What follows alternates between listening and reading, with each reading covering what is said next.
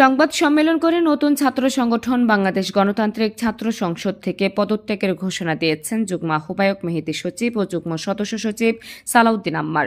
তারা দুজনই রাজশাহী বিশ্ববিদ্যালয়ের সমন্বয়ক। শুক্রবার বেলা 11টায় রাবির পরিবহন মার্কেটে আয়োজিত সংবাদ সম্মেলনে এই দুই সমন্বয়ক দাবি করেন, বিভাজন ও আধিপত্য বিস্তারের রাজনীতি আবারও মাথাচাড়া দিয়ে উঠেছে।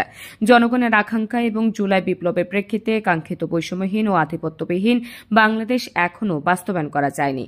ফলে জুলাই অভ্যুত্থানের বিভিন্ন স্টেক হোল্ডার সহ সর্বক্ষেত্রে বিভাজন লক্ষণীয়। এই বিভাজনকে সঠিকভাবে মূল্যায়ন না করে বৈষম্যহীন দেশ বাস্তবায়ন করা সম্ভব হবে না। এ সময় তারা জানান, জুলাই বিপ্লবের মূলে ছিল বৈষম্যের বিরুদ্ধে আন্দোলন, কিন্তু বৈষম্য যদি নতুন মোড়কে আধিপত্যবাদ বা আঞ্চলিকতার মোড়কে ফিরে আসে তবে তা হবে দুঃখজনক। এর বিরুদ্ধে আবারও সোচ্চার হব প্রত্যয় ব্যক্ত করেন এই দুই সমন্বয়ক।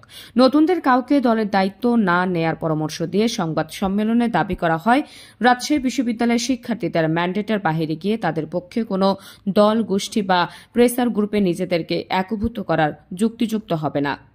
গতকাল বাংলাদেশ গণতান্ত্রিক ছাত্র সংসদ এর কেন্দ্রীয় কমিটিতে রাজশাহী বিশ্ববিদ্যালয়ের কয়েকজনকে যুগ্ম আহ্বায়ক, যুগ্ম সদস্য সচিব সংগঠক করা হয়েছে, যা আমাদের সম্মতি ছাড়াই হয়েছে। কিন্তু বাস্তবতার আলোকে আমরা এই প্ল্যাটফর্মটিকে ধারণ করতে পারছি না। নতুন বন্দোবস্তের নামে ঢাকা ও ঢাবি কেন্দ্রিক নয়া ফ্যাসিবাদী মনোভাবের যে উত্থান লক্ষ্য করা যাচ্ছে, তার প্রতিবাদেই আমরা এই প্ল্যাটফর্মে থাকতে রাজি না।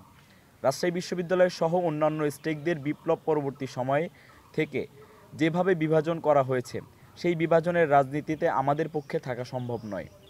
নাহার নিশি, সিএন বাংলা, ডেস্ক রিপোর্ট।